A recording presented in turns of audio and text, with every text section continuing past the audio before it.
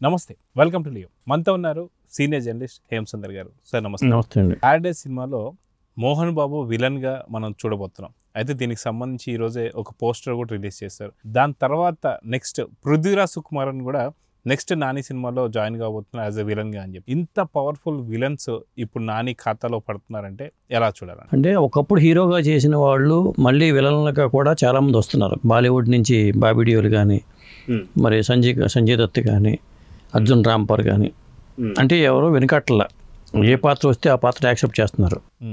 అది ఒక కొత్త పరిణామం అని చెప్పాలి. ఇప్పుడు పృథ్వీరాజ్ కుమార్ అని చెప్పాలంటే ఆయన హీరోగా మలయాళంలో సూపర్ స్టార్ అని చెప్పాలి.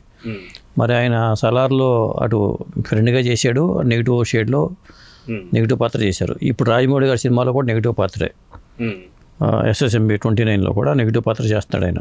నాని లాంటి హీరోతో అతను విలన్గా చేయటం అనేది ఒక విశేషంగా చెప్పాలి. సుజిత్ ఇప్పుడు ఓజీ ఎంత పెద్ద హిట్ అయింది తెలుసు మనకి. ఓజీ 2 కన్నా ముందు సుజిత్ డైరెక్షన్లో నాని యాక్ట్ చేయబోతున్నాడు బ్లడీ రోమియో సినిమా. ఈ బ్లడీ రోమియోలో నానికి విలన్గా పృథ్వీరాజ్ సుకుమార్ నటిస్తున్నాడు అనేది అప్డేట్ అన్నమాట వార్తలో. అక్కడ పృథ్వీరాజ్ కుమార్ చెప్తే ఇవాళ లేటెస్ట్గా ఏంటంటే మరి నాని సినిమా దసరా కాంబినేషన్ శ్రీకాంత్ వదిల నాని హీరోగా రూపొందుతున్న సినిమాలో మోహన్ ది ప్యారడైజ్ బాబు గారు విలన్గా నటిస్తున్నట్టుగా ఒక పోస్టర్ అయితే వదిలారు. మరి మోహన్ బాబు గారు అంటే ఆయన కెరీర్ ఒకప్పుడు విలన్గా స్టార్ట్ అయ్యి మళ్ళీ స్వర్గం నరకం నుంచి ఆ ముందు స్వర్గం నరకంలో ఫస్ట్ హాఫ్ వరకునేమో నెగిటివ్ షేడ్, సెకండ్ హాఫ్లో మంచివాడిగా మారిపోయే పాత్ర అది. ఆ నెగిటివ్ షేడ్లోనే ఆయన చాలా సినిమాలు విలన్గా చేశాడు. మోహన్ బాబు గారు అంటేనే ఒక మంచి పవర్ఫుల్ విలన్ అనమాట అప్పట్లో.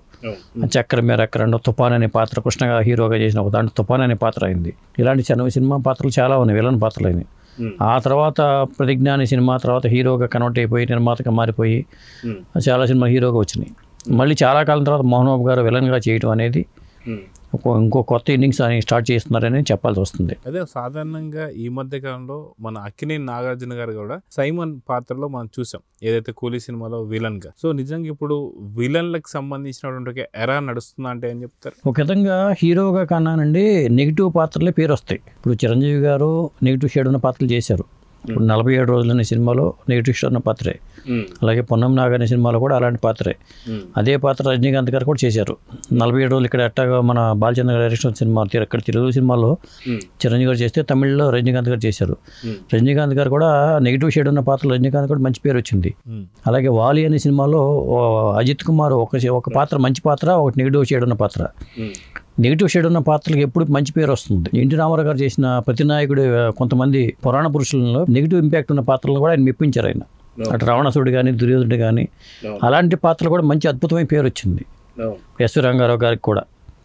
మరి అలాంటిది ఎప్పుడైనా సరే నెగిటివ్ పాత్రకు వచ్చిన పేరు హీరోకి రాదు. హీరో అంటే అతనికి కొద్ది మంచి లక్షణాలు ఉంటాయి కాబట్టి ఆ పాత్ర యాక్టింగ్ పరంగా చూసుకుంటే ఒక సైకో లాంటి పాత్రలు హీరోలు చేయరు. అది నెగిటివ్ పాత్రగా ఉన్నప్పుడు నటుడికి నటులను రాబట్టుకోవడంలో ఆ నెగిటివ్ పాత్రకి అవకాశం ఉంటుంది. దీనికి బెస్ట్ ఎగ్జాంపుల్ ఈ మధ్యకాలంలో వచ్చిన మిరాయి సినిమాలో సెకండ్ ఇన్నింగ్స్ వచ్చిన మనోజ్ అని చెప్పుకోవచ్చు అంటారా? 100%. ఇప్పుడు మనోజ్ హీరోగా రాణించలేదు కానీ విలన్గా అతనికి మంచి పేరు వచ్చింది.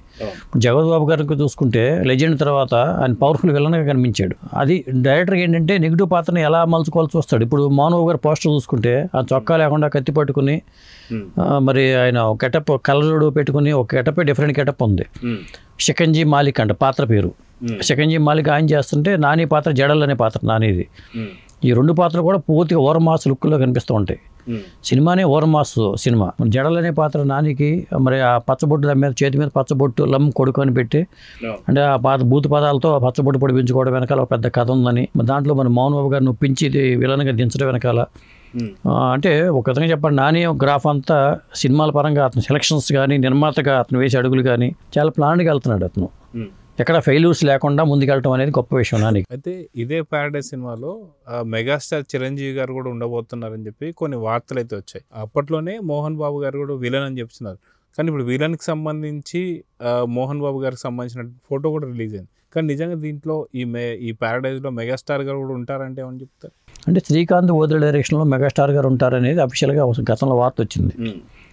అది ఈ సినిమానా లేకపోతే వేరే సినిమానా అనేది తెలియదు, క్లారిటీ లేదు. ఇప్పుడు మోహన్ బాబు గారు దీంట్లో విలన్గా ఉన్నారంటే చిరంజీవి గారి పాత్ర గారు దీంట్లో ఉంటే మాత్రం అది ఒక మళ్ళీ రేర్ కాంబినేషన్. ఒకప్పుడు చిరంజీవి గారు మోహన్ బాబు నువ్వానేనా అంటూ నటించారు. ఎందుకంటే ఆయన బిల్లారంగ కానీ పట్నం వచ్చిన ప్రతి వరతలు కానీ ఇలాంటి సినిమాలు ఉన్నాయి వీళ్ళ కాంబినేషన్లో. చిరంజీవి గారు హీరోగా నటించిన సినిమాల్లో మోహన్ బాబు గారు విలన్గా చేసిన సినిమాలు చాలా ఉన్నాయి. మరి చిరంజీవి గారు ఇందులో ఉంటారా లేకపోతే వేరే శ్రీకాంత్ బదులు కాంబినేషన్లో వచ్చే ఇంకో సినిమా అనేది తెలియదు.